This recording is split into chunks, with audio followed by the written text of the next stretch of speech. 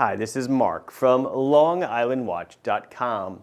Today we're going to be reviewing a watch that I purchased. Guess what? It's a BREW. It is my third BREW, and I am a big BREW fan. Recently I was scrolling through the Instagram, the gram, or whatever it is, and I saw the new Supermetric being advertised, and I simply had to have it. That electric blue color was just, oh my goodness, loved it, wearing it, got it, so we're going to do a review on it. But when I got the watch in, what made me want to do a review on the watch was not just how striking it is and how beautiful it is, but what the company has done, what it represents, what Jonathan has done with BREW over the past number of years that he's been around. I now own 3 watches from the same company, which I own a ton of Seikos, I own a ton of Orients, I own a butt ton of Islanders. But still, what he's done is made every watch line different enough that it makes you, if you like it, want to get one. Not be concerned that it looks too much like another watch in your collection. They all have a very similar design ethos, design language.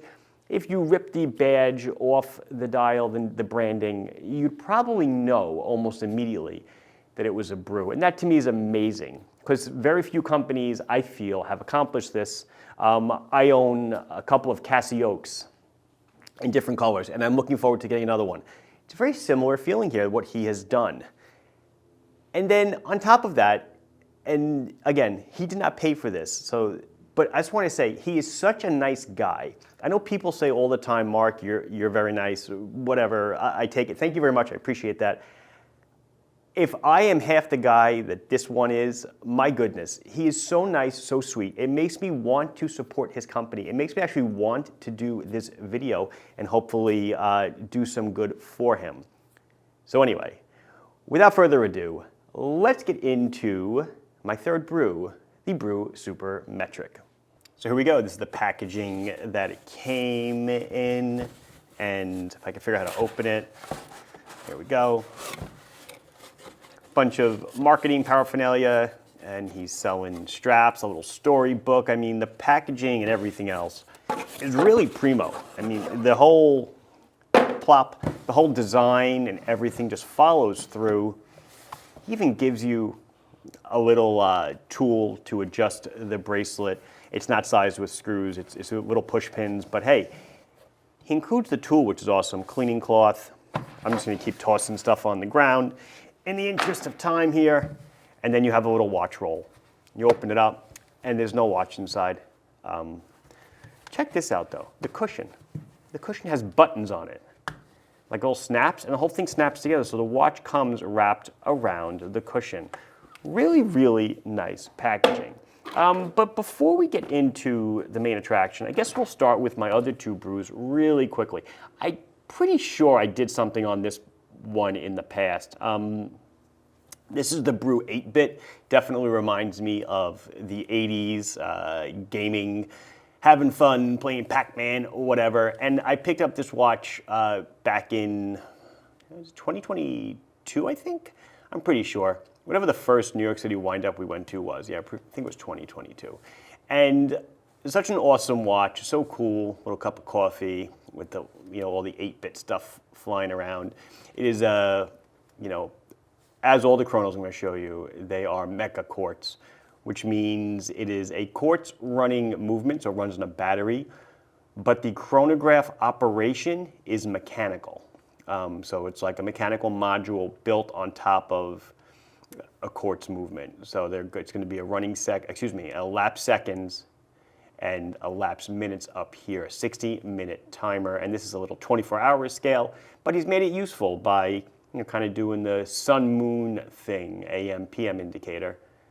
So nice. Stop, and then because it is mechanical, it is an instantaneous reset back to 0. So like I said, this is my 8-bit. They're all around the same size, I want to say. Like 36-ish on the left to right, and low 40s on the top to bottom. Cool, right? And then, I think it was earlier this year, I'm pretty sure. Yeah, I think it was this summer. He came out with a collab with Alton Brown, who for me is like a childhood Childhood? No, I was definitely older than child. But in the Food Network heyday, I watched his shows, Good Eats, religiously. Read his books. I'm just here for the food, etc. And this was a very interesting watch for me. Obviously, number one, because it was a collab. I did actually pick up the final one of the series, number 250 of 250. That was pretty cool. But the dials are all individual. The way he did them, they are like chemically aged, or yeah, I think they're like artificially aged chemically. So every single dial is just a little bit different, or a lot of it different. And I was really glad to pick one up. It comes on this monster bun strap that was hand stitched. I forgot the name of the company. Is that it? That was it, Billy Kirk. That was it.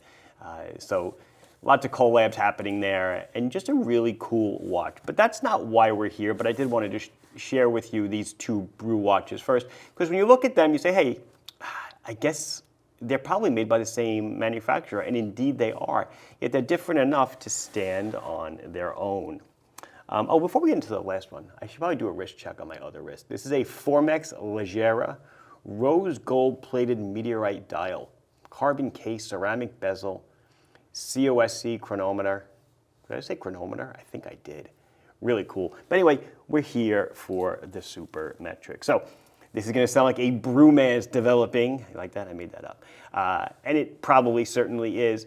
But something else that occurred to me, you know, when I purchased the watch, if Jonathan was not a nice guy, would I still own the watches? Probably not. It just makes it a pleasure to purchase. Okay, so this is the Supermetric. Supermetric will come to you in 4 colors. They're all the same price. I want to say $475. That is what I wrote down, so hopefully I am correct. It comes in electric blue, which is this one. It comes in an orange. It comes in a yellow, and it comes in a royal blue. I happened to see the electric blue first, and that's the one I grabbed. When I saw the royal blue, I said, oh my goodness, there's another blue I have to decide. But I'm happy with the choice I made, because I like this one way better than the royal blue. It's just that something about that pop of the bezel here.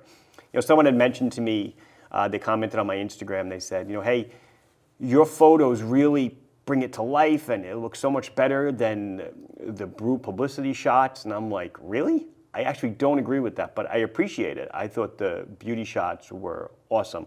But then you can see the case back. Let's go over it. It is, in true BREW fashion, about 36 millimeters left to right. Okay, I'm measuring the case width here. It's right around 42 on the lug to lug length. I think they state like 41.5. I'm going 42. I was using vernier calipers for this. 11 on the thickness. Again, I think they quote 10.75, but hey, I'm going 11. Flat sapphire crystal. 50 meters of water resistance. This is a VK68 movement. Again, another mecha quartz. You will notice there is no date, so these two are also mecha quartz, as I said. Look at this one. So this one has elapsed minutes on the left, as does this, but this has a date indicator. Oh my goodness, there was no date. It's a little coffee bean. I'm sorry. This one has no AM, PM indicator. Probably what I meant to say. And then this one drops the date, but then we have running seconds, this is my first BREW with a running seconds indicator. Running seconds, elapsed seconds is center, and then elapsed minutes on the left. Same start stop, that nice satisfying click. Anodized aluminum pusher up here for a little bit of accenting color. But hey, this is the BREW Supermetric in electric blue. So we have a beautiful blue dial.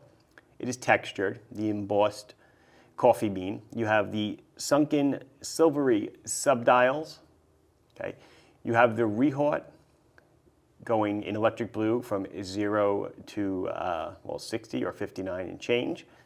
And then I guess the yellow and orange is for timing an espresso shot. I am not an espresso drinker. My beverage of choice at this point is the Nespresso machine. It's got espresso in the name, but I know a lot of you will poo-poo it and say that's not real espresso. I get it. I just don't have time for that other stuff or buy the equipment. It is a push-pull crown, and it is simply gorgeous. Beautiful retro-looking bracelet.